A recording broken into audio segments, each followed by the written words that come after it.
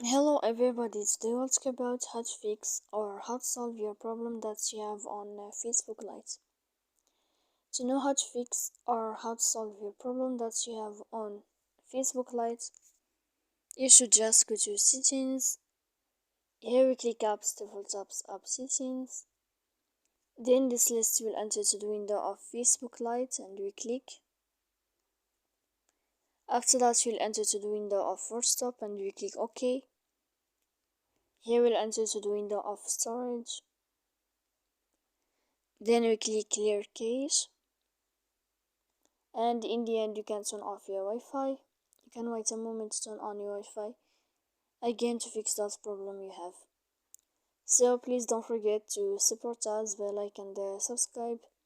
See you next time in another video, and thank you for watching.